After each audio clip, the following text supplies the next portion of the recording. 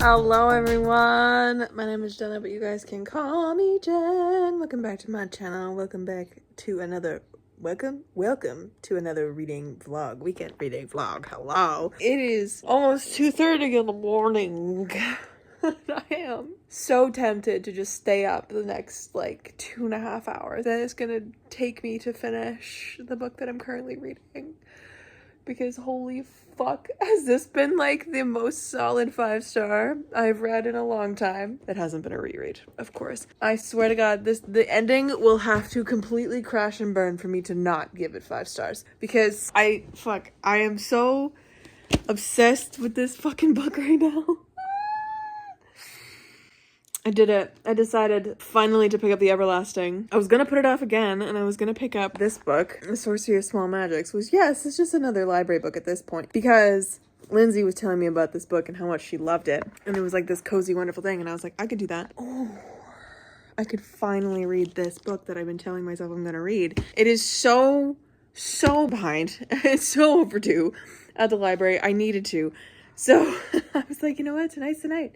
We're gonna dive into this bad boy. Even though I'm listening to the audiobook on Kobo, and Kobo has dropped their audiobook speed. Their max audiobook speed is only 2 times speed now, and it drives me fucking nuts, and I really hope they fix that, because my rabbit brain needs faster shit. This audiobook is quite possibly one of the best audiobooks I've listened to in a really, really long time. I love the male narrator so much. I need to look at his name, because I need to find other things that he's narrated. Like, that's the level of things. And we have Moira Quirk narrating the other side. And Moira Quirk is one of my favorite audiobook narrators ever. Like, she's narrated Gideon, she's narrated some of H.M. Long's books. Like, I just love her so much. There's a lot of similarities across her work, but there's still like such a difference between each of her books that she narrates and the tones that she decides to put on, that it feels like a new performance every time. It's just stunning. It's stunning.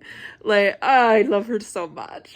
Like, her and Imogen Church are at the top of my dream audiobook narrators for my books. Like, that's where I'm at. Imogen Church narrates the Empire of Exiles books by Anna Evans, and I don't know what she does, but she just has wormed herself into my brain, and the way that she performs her characters in the story, it's just perfect. I love the way that Imogen Church narrates. Anyways, so this is fan-fucking-tastic. And I couldn't even begin to describe what this is.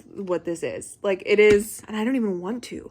Like, Lady Knights, first of all, truthfully, the biggest Lady Knight hero vibes you could be getting from this. But our main narrator is Owen Mallory, who is a like quote unquote modern day historian, who is essentially like low-key obsessed with this mythical figure who lived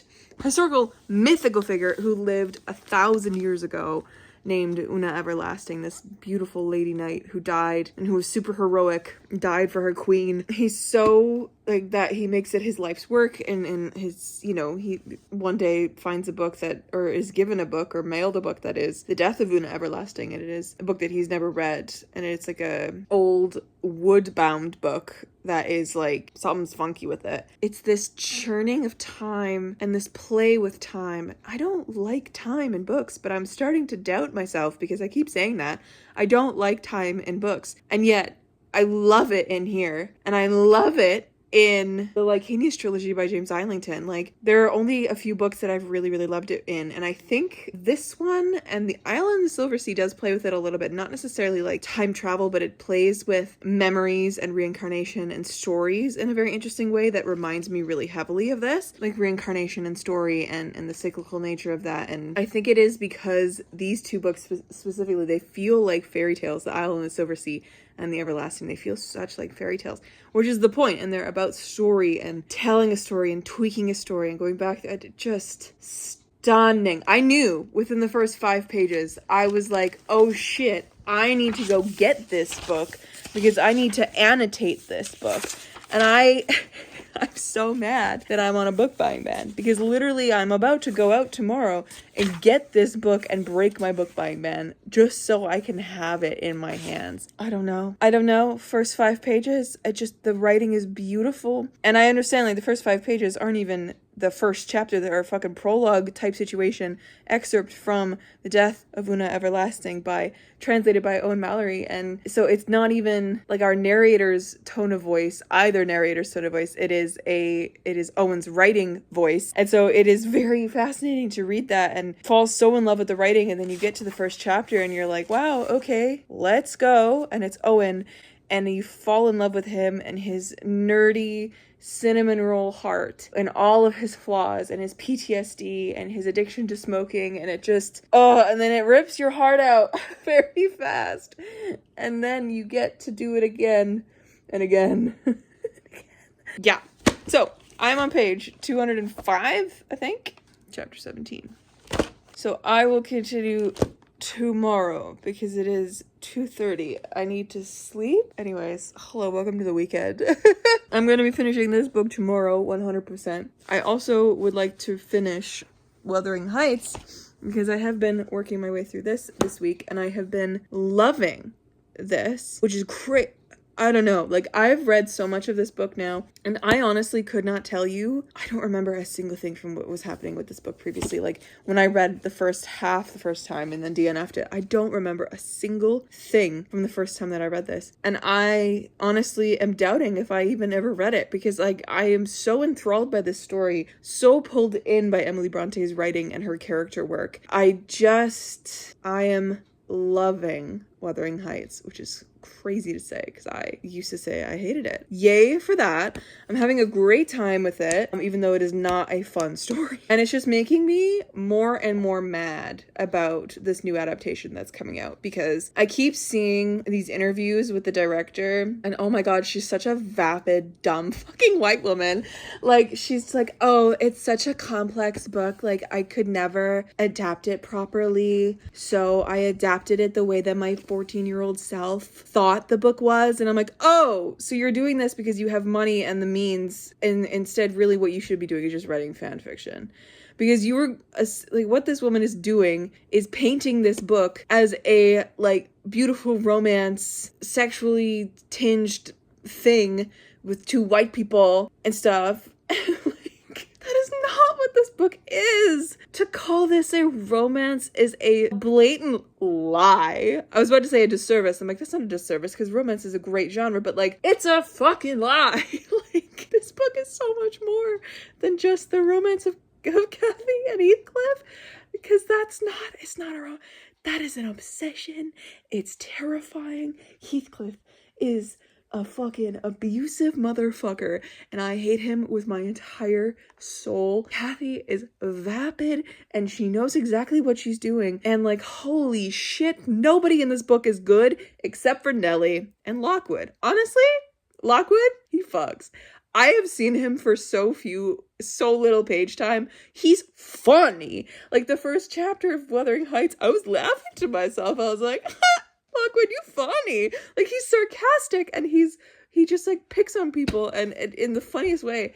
And then we get Nellie, because this is like a weird frame narrative inside of a frame narrative, right? So we have Lockwood, who is this new guy coming in who's going to live in the Linton house, which is neighbors to Wuthering Heights. He goes there, but he goes to Wuthering Heights first and like meets Heathcliff and Heathcliff's daughter-in-law and also his nephew, cousin, something. He Hareton. I don't know how to describe Hareton in his weird cousin stable hand relationship to Heathcliff. It's bananas. I literally had to write out a family tree. Let me get it. Because holy shit, it's funny. And it's crazy the shit oh god, I had to write out a character map essentially when I started reading it because I was befuddled. I literally had to do an entire character map in my book to like remember who is who, because even though it is a tight cast of characters, they are all related in some way. And like at some points in the book, like Catherine Earnshaw, Catherine Linton, and Catherine Heathcliff get used like interchangeably. And then you also get Mr. Linton and Mr. Edgar used interchangeably. So there's a lot of like, you have to just remind yourself who the fuck these people are. Everybody is a piece of shit except for Edgar. I really like him. He seems pretty chill. Everyone else, trash. Joseph, absolute fucker, he's not even on my character list because I didn't like him at all, and I was like, I don't like him, bad vibes immediately. Anyone who uses the Bible to hurt anyone else is a piece of shit. So Joseph, the worst. This book is a ride. It is top to bottom a study on racism and class and systemic abuse and like, what is that? Like generational abuse. And like looking at the character of Heathcliff and seeing the decisions that he makes, he is evil because of what he was made into by an evil system. Like there's moments in this book where I look at this man and it's like probably people would take these moments and be like, oh my God, he's full of so much love and heart, and look at him professing his love and all this kind of stuff. And I look at him and I'm like, that is a man so twisted by his own bullshit and by the bullshit that he was put through every day of his life as a child. I pity that man so hard, and that child and like how wonderful he could have been if he had just been given love by other people. Like, it's one of those things, like I hate him so much. He's such a trash human being, and he's made that way because of the systems that he's in. And the fact that fucking whatever the fuck her name is making this adaptation of Wuthering Heights and cast a white man as Heathcliff is so fucking just... And I know it's happened over and over and over again with different Wuthering Heights adaptations. I know. But the fact that she did it again, and then her like excuse was that 14-year-old her never really saw him as anything other than a white man. She just wanted to work with Jacob Elordi and all this kind of stuff. And she's like, well, I'm not going to touch on like the racism and whatever. It's just going to be this gothic thing. And I'm like, bitch, what even is it then? Because this whole book is about abuse and racism and classism and the cycles that never end and the inescapable horrors. And it is at its core like a ghost story, which I haven't even gotten to the ghosty shit yet. And I am like, I don't even know what page I'm on. What did I do with Wuthering Heights? Oh, I put it here. I'm just on a rant today, guys. I'm full of beans, apparently. I'm on chapter 22. I can't remember if that's like actually chapter 22 or if that's like chapter 22 of like volume 2 or something. I'm on page 224 of this edition, of which the book itself only goes to page 312. So I have this much left of the actual book. The rest of it is all like articles and ephemera and stuff, because this is one of the Broadview versions, which I'm so fucking happy I got this Broadview version, because holy shit, if you want to read Wuthering Heights, find yourself a version of it that has the translations of whatever the fuck Joseph is saying, because and Hareton, because Hareton's hard to understand too, because they speak in like full dialect. This book has footnotes describing what the fuck he's saying. Like, he literally like, it tells you what he's saying at the bottom. It's so handy. So handy, because even with the audiobook, I can't fucking understand what that man is saying.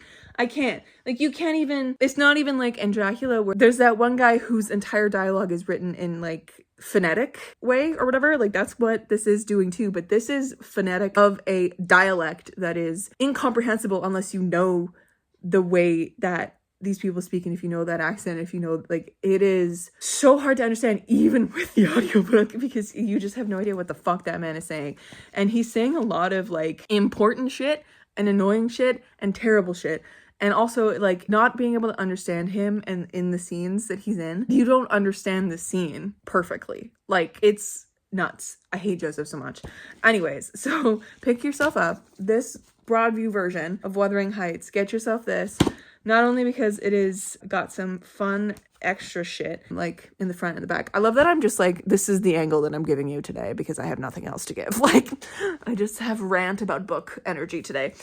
Or rave about book energy today, because I am having, my reading has turned around, my guys. My reading has turned around. February, okay. Picked up Empire of Exiles last weekend. You saw that? Fucking the best, okay? One of my favorite books of all time, if not my favorite book of all time. It is so fucking good, okay? Then I decided to pick up Wuthering Heights, of course, and I've been making my way through this very slowly, and I've been like completely losing myself in this story for hours at a time. And because it's a classic, it's taking me a little while because I'm not able to listen to the audiobook as like fast as I usually listen to audiobooks, because I need to comprehend what I'm doing, and I'm also annotating as I go and taking notes as I go, so I need to like slow down and like think about what I'm doing and reading. And then at the end of every reading session, I write my notes in my little media journal, because brain is braining. And then I was like, oh, I also want to read something else. Like I want to pick up something that like is a little bit shorter. And I picked up Butler's Dawn, which was a fucking ride. I cannot say that I liked this book. I gave it 3.5 stars, which like, I don't even know what to rate it like properly. Like if I didn't have my cop-out rating system that I put shit through, I would not know how to rate this. This is a sci-fi that is so fascinating and so uncomfy at the same time. And this is my third Octavia Butler book, but it is it's my second Octavia Butler world and like story that she's written, because I've read the 2 Parable books, which are in the same world, same characters, whatever, right? And I see automatically some themes that she just likes playing with, but also like some elements of story, because in both of the books, we have a woman at the center of this turmoil, in this absolute upheaval, either at the beginning or the end of this calamitous shit happening on Earth or in the world. This woman has a leadership position foisted upon her. Like sure, in Parable, of course, our main character isn't necessarily foisted into a leadership position. She genuinely kind of chooses that for herself, but she kind of finds herself in that position and doesn't necessarily seek it out. She just kind of is like, oh, okay, this is kind of my like duty or whatever. And she's a very young girl in this position of power. And then in Dawn, we have this woman who's woken up by these aliens after these aliens have taken her from her home after this incredible nuclear war type situation. It's 250 years later, because she has been kept in captivity and like put to sleep for a really, really long time to heal from this shit. And she's woken up essentially because they're like, you are the best for what we want to do to humanity. And she's like, excuse me? And they're like, you are going to lead humanity into a new life, and the rest of humanity is we're going to prepare them. You are going to prepare them to go back to Earth, and like we are going to trade and do all this kind of shit. And it is this fascinating look at what humans will do to survive in situations where there is literally no escape. Like they are backed into a wall. They are reduced to like their most animalistic natures, and it is fascinating. And also just like as a whim, Octavia seems to love putting a really young woman together with a man double her age or more. I find that deeply uncomfortable. Personally, I don't like age gaps like that. But like, you know what? Good for you, girl. I'm interested to see if like these themes kind of come back again in her other work as well. Like I have Wild Seed here that I do want to read. I don't want to read it quite yet because I'm so close to Dawn, and I do want to read a couple other things. But Dawn was so interesting and so disturbing, and I don't like those aliens at all, man. They were so fucking freaky. And it was such a fascinating sci-fi. Holy shit. But like 3.5 stars because my enjoyment was so low because I was so uncomfy the whole time. But I am going to finish. I'm going to go through with that trilogy because I'm fascinated by what Octavia E. Butler was doing. And I know the second book, like Parable, follows a child of our main character of the first book. So maybe this is just Octavia's style. Maybe she just does that. I don't know. I have to keep reading in her work and exploring her stuff. So yes, all around, my friends, I am using my brain with the books that I'm reading. I'm loving the books that I'm reading so much. Like The Everlasting, my pages of notes on it are literally just quotes because I can't annotate this copy because it's a library copy. And so like it's just different notes and quotes. And then the black, anytime you see like black pen, I've decided that black pen is my notes. And then like color or any kind of colored marker or pen in here is quotes. So I will do like blocks of quotes. I have been doing blocks of quotes. And then because we have 2 narrators in The Everlasting, we have Owen and Una, I've been giving them each their own color, and then like quotes that I'm really like, whoa, I gave its own color too. So that's why it's blue, pig, and green. If you were curious. But yeah, holy shit, my guys, it's gonna be crazy. So yeah, that's what I'm reading this weekend. Gonna be finishing The Everlasting and also probably Wuthering Heights because I want to keep reading both of them so deeply. Tomorrow I'm gonna be hanging out with my friends for a bit. We're gonna be doing some crafty shit tomorrow afternoon, which should be fun and exciting. Yeah, and other than that, I have nothing going on this weekend. I just want to do nothing. But oh my god, I do have to say, this, first of all, is making me want a tattoo of a sword like none other. I want to put Lady Knights on my body. I want a tattoo of a sword. I want a tattoo of a specific quote in here that is, it burned into my entire soul at this point. Wait for me beneath the yew tree. Like, I want I want to just mark this physically on my body. And it's making me want to write. It's making me want to go back to Sage's story because Lara, Lady Knights, Lara, that's all I'm gonna say. Anyways, she's sleepy over there. I'm wired. It's 2:45 because I've been talking for 25 minutes once again. Can't even say welcome to the vlog, but hey, it's the weekend. Let's fucking do this. Guys, I've just been so yappy in my vlogs lately. Holy shit. Let's see where it goes.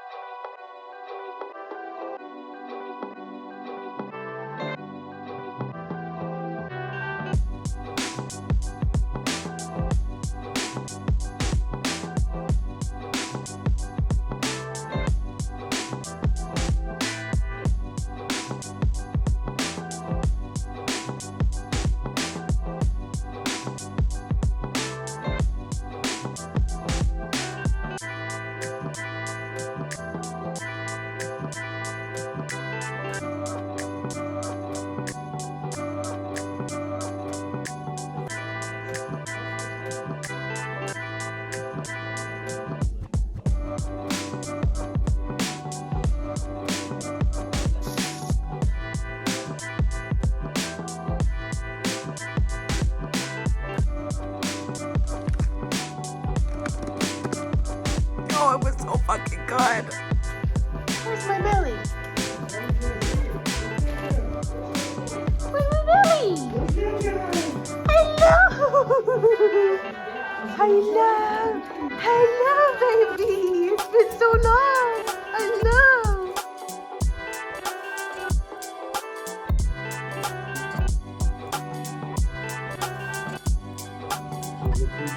Hey, am I in your spot? Am I throwing you off your game?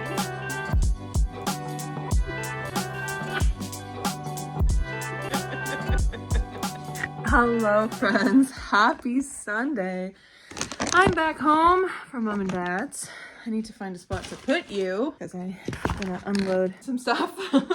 Oh, my beautiful friends. I have reading news. This weekend has been lovely. It's not been long enough, as is usual for weekends, because like, holy shit, do I want another 2 days of just nothing. That would be great. But alas, that's not how it is. And tomorrow is Monday, of course. So I, yesterday, had a lovely day.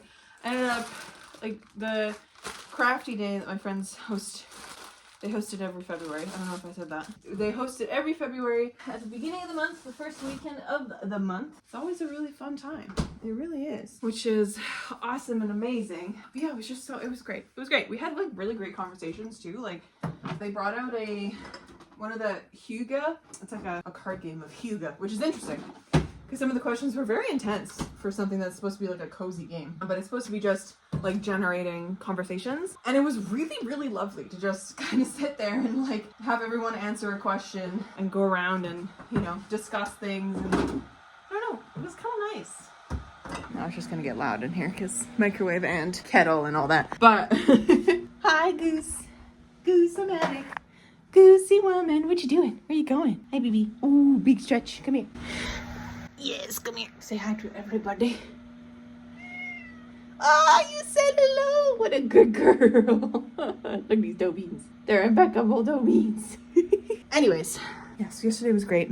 Yesterday, I read a little bit more of Wuthering Heights because I knew I wasn't going to have enough time to finish The Everlasting in the space of time that I had just when I like sat down and decided to start reading and when I would have had to be at Sophie Tandon's. So I read more of Wuthering Heights instead. Still really enjoying that one. I also, I don't know why I'm enjoying it so much.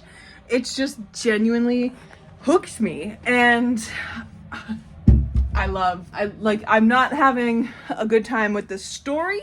Like, it's not a fun story to be like, hee hee ha ha, I'm enjoying the story so much. It's dark as shit, of course, and brutal, and like the themes of classism, racism, and abuse, and cyclical familial abuse and generational abuse, insane. So I've seen a lot of discussions about, I'm probably going to talk about this again next weekend, because next weekend is our Wuthering Heights, like, we're watching the movie on Sunday, and then we're going to talk about the book after that. So we're doing like the movie and then the book club discussion, which is gonna be interesting because I have seen so many TikToks about people who have gotten to go see like an early viewing of it. And like Girly is really shit the bed with her bullshit opinions and the whole like, you can't adapt a novel like this because it's just so complicated and blah blah blah, so I'm making it like 14-year-old me would have loved, and 14-year-old me saw it as this dramatic romance. And I've seen some of the stills from this movie and I think it's going to be an absolutely beautifully shot movie, but from what I've heard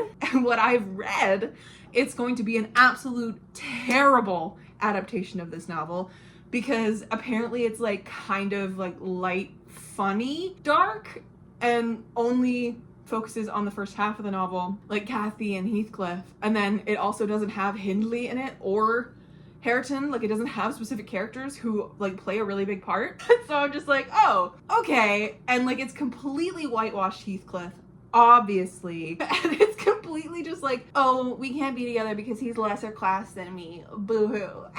And it's, oh. And I've heard today that it's taken Isabella's whole storyline, who is Heathcliff's like first wife. It's taken her whole storyline and made her like the abuse in a BDSM angle.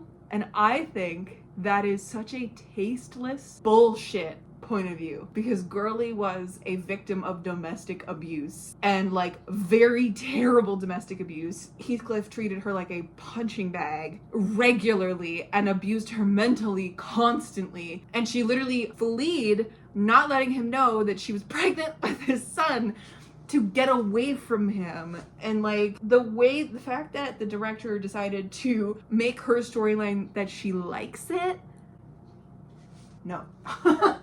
That one is a big old nope from me. No. So, anyways, it'll be an interesting movie next weekend.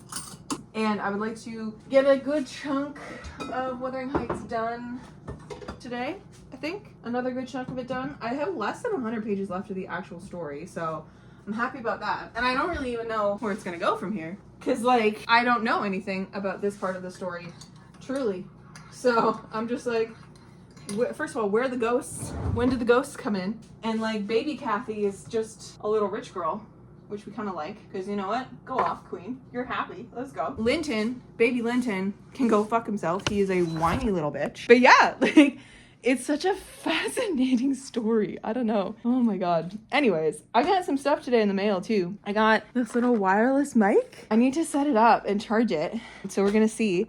And we're gonna test it, obviously, because I don't know if it's gonna be even good, like if the sound's gonna be good or not. So we're gonna do that. But yeah, first of all, I'm gonna get my jeans off my body and get cozy.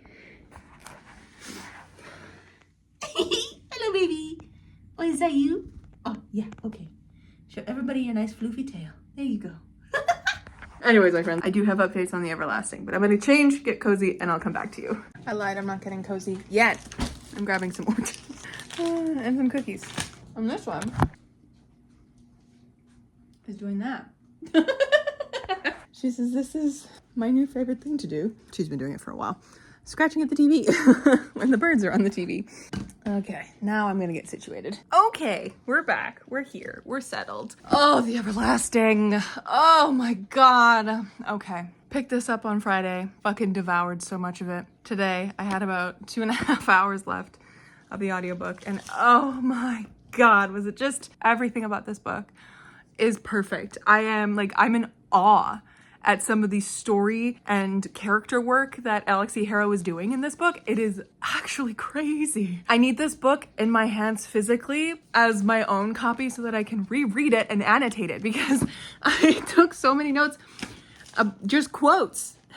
Just quotes. I have so many pages of just quotes. I even missed one there. There we go. Just quotes that I love in this book. It is just... It's... This thing, I swear to God. It's rife. It's beautiful. I love it so much. It's rife with just gorgeous writing, and 5 stars. It's gonna be hard to beat for favorite of the year. Like, have we gone back to finding my favorite of the year in February? Because that has happened so many times over the past couple years. Like, I think I read Empire of Exiles in April, it was either February or March of 2024. And the year before that, I read The Starless Sea or something. Like, it was just like every February, I kept finding my favorite book of the year. So, like, I might have done it, because this was utterly fantastic, and I don't even know how to explain my love for this. Like, this is convincing me that I might not hate time as a mechanic in books anymore, because if it's done like this and it's used in such a beautiful way, I might not hate it so much. I might actually quite like it, because holy shit. And you know, this is a book that kind of like a Groundhog Day situation where we do restart from the same spot a number of times, but Alex T. Harrow does it in a very good way where she makes each section snappier that we have to go through it. And it's also like our characters are talking to us in the interims or in like the beginning parts of each new section or each restart or what have you. And they're like, listen, like, I can't go through this again. Or like one time we have Una's point of view instead of Owen's. Just yes to this book. Rachel Gillig on the front says, an utter masterpiece. I loved every single page. Same, bestie. Same.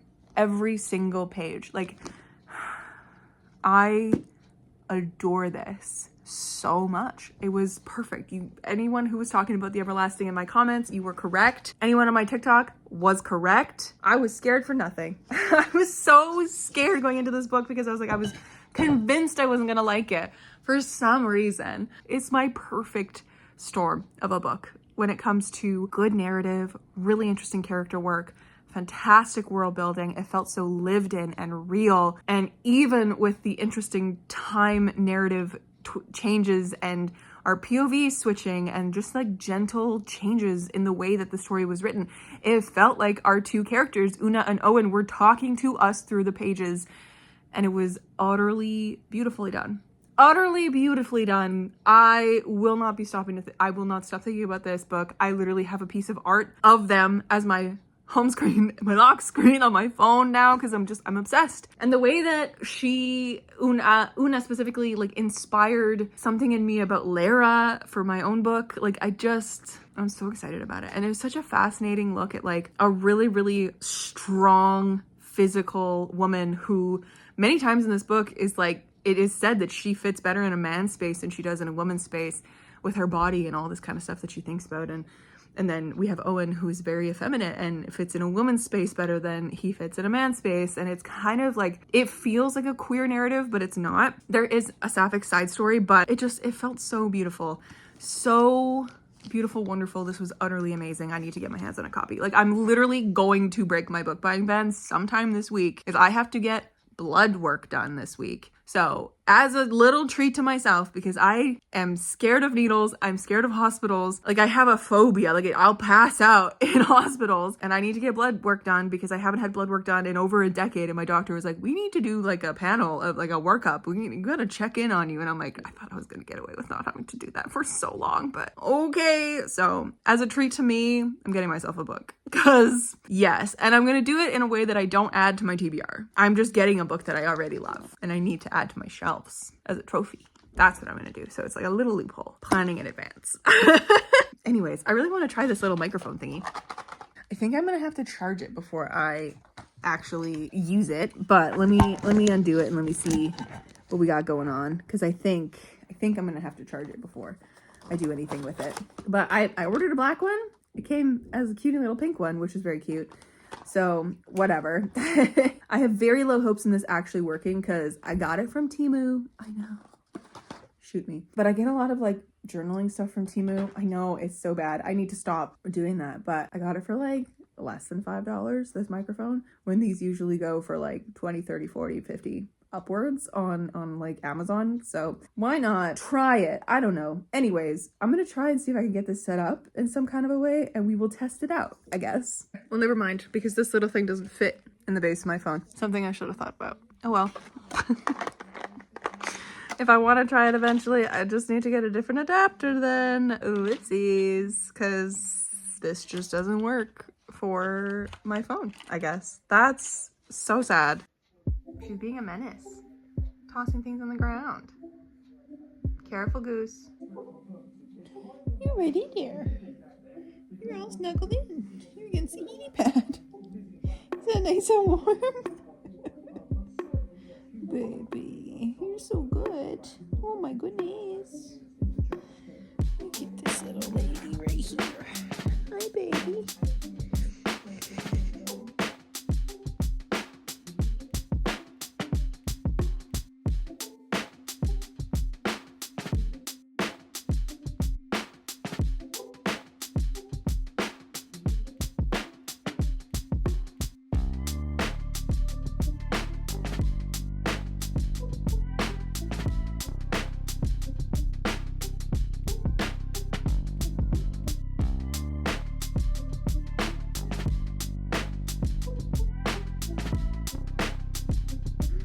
Hello?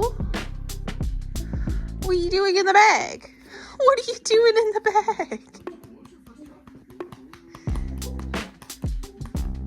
Goose.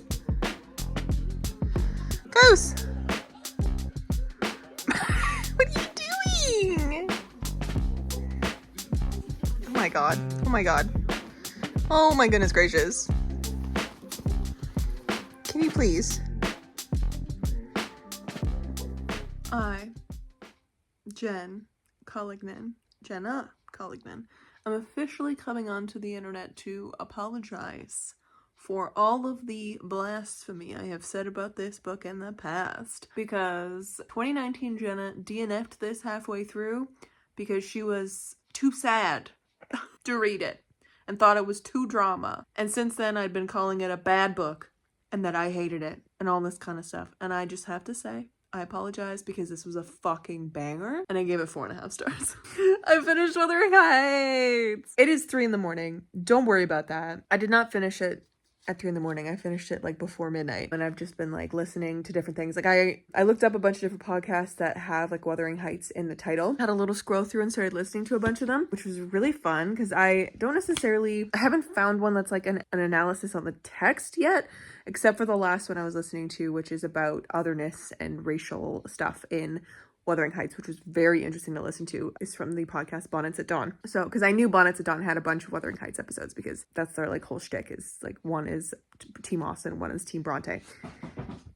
Freya just knocked a book off my coffee table. But that's what I've been doing. And guys, and in the past like half hour here, I've just been sitting here flipping through this last like chunk of the book, because this book, like, the last bunch of it obviously is like ephemera and different like articles and, you know, appendices and whatever. So I was flipping through this and I was reading some of the reviews that were included in here because it's like contemporary responses to the novel. And before that, this entire piece in here that I went through and like annotated and studied is the editor's preface. And I got through so much of it and I was like, wow, this person is really just like ripping into our girl Emily, basically calling her simple and rustic, and people who are of the good polite society may find this too much of a book to read. And like, it's crazy. Like, it says, with regard to the rusticity of Wuthering Heights, I admit the charge, for I feel the quality. It is rustic all through.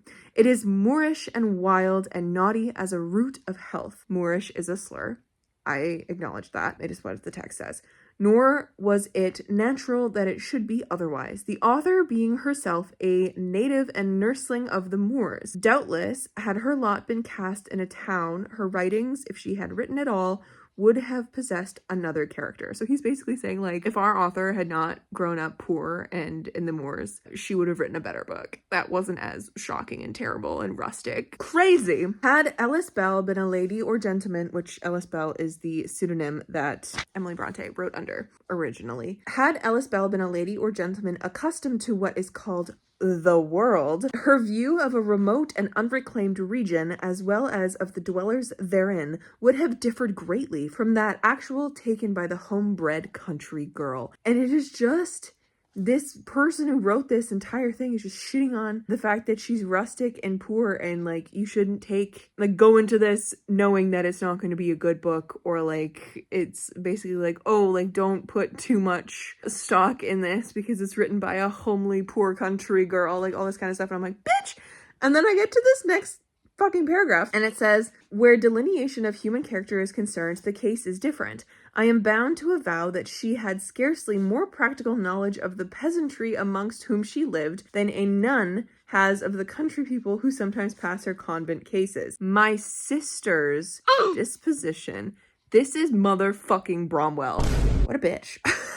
And he's basically saying like, oh, she was raised so poor and so rustic. She doesn't know. She's just a little country girl. And in here, like, she doesn't talk to people. She's very, like, secluded. So her, like, imaginations run wild. So just, like, you know, just treat her with, like, kindness. And I find that hilarious and fucking ridiculous because men are terrible. And then, like, I was reading some of the responses, the contemporary responses to the novel, and a lot of these reviews were released when people believed it was a man who wrote this book. And it's so interesting to read this because there's such an obsession, like a thoroughfare of all these reviews that people were like, this book is not clear on what we should be feeling. Like, it's not giving us clear morals. It's not giving us clear answers. Like, Heathcliff is just deplorable. He's never redeemed. And all this kind of stuff. Like, we're never given clear shit. And I'm just like, do you need your books to be spoon-fed to you? Like, is that the society that was happening at this point in time? Like, it's so interesting. Like, the one review is, this novel contains undoubtedly powerful writing, and yet it seems thrown away. We want now to know the object of a fiction. Once people were contented with a crude collection of mysteries. Now they desire to know why the mysteries are revealed. Do they teach mankind to avoid one course and take another? Do they dissect any portion of existing society, exhibiting together its weak and strong points? If these questions were asked regarding Wuthering Heights, there could not be an affirmative answer given. And then, like, in every single one of these reviews, there's advice given to the author of, like, how to make things better. And I'm just like, was that a thing? I find it so funny. I hate that. Oh my god. But yeah, it's just like, we have discovered none but mere glimpses of hidden morals or secondary meanings. It's like, yeah, nuance, funny. We are not disposed to ascribe any particular intention to the author in drawing the character of Heathcliff, nor can we perceive any very obvious moral in the story. Like, this is 3 separate reviews with the same thing being said.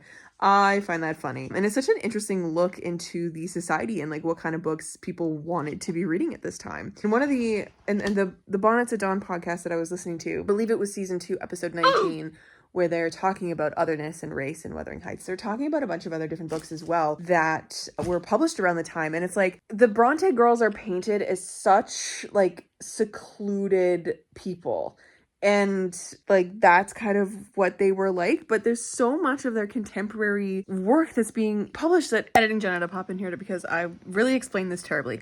What I'm trying to say is that in the broader zeitgeist, the Bronte sisters are painted as incredibly isolated, especially Emily Bronte, because she is so unknown. Like, she's the least known Bronte sister, which I explain later in this clip. But I wanted to say here was that they aren't actually that isolated. Like, their contemporaries coming out around this time, they are writing these sensationalist novels, and so maybe, I don't actually know, like, it was a very sensationalist novel and people were aghast by Wuthering Heights, obviously, because it was picked up and, you know, it has never been put down ever by society, and we still talk about it today, you know, people still read it today. It's become such a beloved novel and very hated novel by some people, which is very interesting. I was trying to say here is that their contemporaries around this time were writing similar books, and you guys should really go listen to that podcast episode. And I was wrong. It's episode 6 of season 6.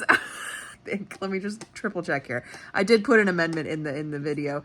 Episode 6 of season 6, Otherness and Horror in Wuthering Heights with Dr. Lydia Craig by Bonnets at Dawn. Like, that podcast, incredible podcast, by the way, so fun. They're talking about the book Tilney Hall by Thomas Hood throughout a lot of that, and it is a book that neither of the hosts had really heard of, but Dr. Lydia Craig talks about it and about the fact that it is this young black man who is taken from his home in the West Indies and brought over to this family where he's basically adopted into the family, but his, like, brothers and his siblings treat him absolutely abhorrently. And then he is eventually, as he gets older, he decides to take revenge, and he turns this hatred and, like, this huge toxic thing that they raised him into against them, and, like, just fucking rises to the top. And then he also gets, like, I think he gets, like, beaten down as well by the story, and he does it, like, he's not allowed to stay at the top because having a black man in a form of power then was a terrifying thing to these British people, these white British people, you know? So it's a fascinating episode. And it's so interesting to hear like Dr. Lydia talk about other books at this time that were very similar to Wuthering Heights, and also talk about like how Emily would have found kind of contemporary interest with other books and potentially would have taken inspiration from other books that she was reading at the time. So like they're not super isolated girls, you know, like people a lot of the time think that Wuthering Heights is like a biography almost, or like a self-insert situation with Emily, and it's like, no, she did not live that life. No. So fascinating episode, definitely go listen to it. Anyways, I just wanted to clear up what the fuck I was saying because I did not explain it very well in this part. And it's so interesting to think of like, what was the point? Like, what did the author want to do? Like, what was their point with this? And they kind of figured that the point of that book specifically, I don't remember the name of it, but As He Was a Man, he was at the time also like publishing a lot of pro-slavery type stuff, because this was, I think it was released like 6 years or so, like in the wake of abolishing the slave trade. So it was very interesting to have something like that be released, because it was very clearly like he was just trying to get money, because it's like sensationalist and he wanted it to do really well, like he wanted money from it. Then it's like, we don't know what Emily Bronte's shit, like why did she write this? Was she doing it particularly for a specific reason? I don't know. We don't know anything about Emily Bronte really. Like we know very, very, very little about her. We know a lot more about her sisters, but Emily's like an enigma. I think it's fascinating that this is the book that's like so clung on me and on like the wider zeitgeist and society and media and stuff like that. Also, this is very much not a romance. I fucking love this book. It is so fantastic. It is dark. It is dreary. It is a excellent look at how the cyclical nature of abuse and generational abuse and systemic abuse, like how that trickles down, and it's like a generational thing, and how people can be trapped in these systems. And it's also a look at how women are trapped in marriages and are like basically just property. It's terrifying to be a woman in this age and be so trapped, and like you aren't really allowed to go anywhere but your front yard in some instances, and you were, you know, secluded to you and then the house that's 4 miles away, and that's it. And you end up marrying your cousins and shit. Like it's terrifying. And then there's of course like racism and classism with Heathcliff and the abuse that he experienced as a child that turned him into the actual monster that he becomes, and then how he then turns Hareton into that and then tries to turn his own son into that. And then how like Hareton, like how that comes around at the end, and it's cyclical and it's interesting, and her writing is beautiful. Like you can really tell this girl is a poet. Like it was so good. And I'm so scared about the movie because I know it's gonna, like I know going in it's gonna be just a crock of shit, like not an adaptation at all, because like the director has said that it's, as I've complained multiple times in this video already, that it's her 14-year-old self's like adaptation or whatever. So it's completely removing any of the racial stuff, and it's really just focusing on like a little bit of classism. And I'm just like, bitch, you stripped Heathcliff entirely of his character. Okay. Yeah, not a fan. I'm already not a fan of this movie, and I am scared to see it next Sunday. Like, I kind of don't want to see it because I'm already not a fan of this movie, but it'll be an interesting conversation with my friends anyways. Besides that, this weekend was an absolute banger of reads. We had not only a 5-star with The Everlasting, but then we had a 4.5 star with Wuthering Heights. I'm so excited about it. It's not like a new favorite. It's not perfect. Like there are issues with pacing and stuff, like in the second half. Like I didn't really know where we were going and stuff like that. Whatever. It's not a perfect book, but I fucking loved it, and I loved what it's doing. And I'm so excited to have that conversation, and I just want to think about it so much. Like I just want to go find more podcast episodes and read up about it and all this kind of stuff. Like that's what this book is doing to me right now, and I love that. So I did the 2 book blanket squares for The Everlasting. The Everlasting is this one. So it is a library square. So you'll see it's slightly different from the Empire of Exiles square. They're just ever so slightly different. So it's nice to see it. And I also stitched them all together because I have 10 books now that I've read so far. So I was like, I'm going to start stitching them together. So we've got a little bit of a connection situation happening. And then we have our classic, which is quite honestly like that one and Dawn by Octavia E. Butler because it was a sci-fi. They are the coolest looking ones so far because, of course, fantasy and lit fic just like match apparently. But like, look how beautiful that classic one is. Got to use my 4.5 color for the first time. I love that so much. We're starting to knit this bad boy together and we're doing 9 across and I'll just keep going down for 12 rows.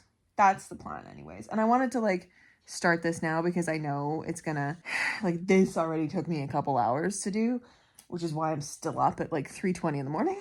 But I just decided to put it all together because I wanted to make sure that I was keeping everything in order too for like as easier to look back on. Anyways, that's the reading update, my friends. I finished Wuthering Heights. It was a fucking banger. Emily Bronte, she knows no wrong. Oh my god, we love her. I am gonna go to bed because as I said, it's like 3:20 in the morning and it is Monday. So, but yeah. That's the update, my friends. Oh, what a good reading weekend. I feel like we're kind of back. I feel like I'm kind of back in my reading groove and I'm so happy about it. I don't know what I'm going to read next. I have like a couple options that I'm like, ooh. But I want to read another physical TBR book because I need to do better at that. So I'm like also tossing around the idea of starting another TBR side quest episode because I have one planned and I'm just like, what should I read? What should I read? Anyways, Freya is in her box being a cutie patootie and I'm going to go to bed. I'll catch you tomorrow for Monday. Hi. You coming up here? You gonna come join me? You like the twinkle lights? Oh my goodness. I love that these have been up since before December. Hello friends, happy Monday. I'm literally just about to walk into work, but I got a new ring. It's not proper gold, so it was like actually reasonable, very quite inexpensive, and it was on sale on Etsy, so it was like $40 I think. It's like a good quality, like heavy stainless steel plated, but it is this cute little heart ring. I don't know if it's gonna focus on the ring itself or me.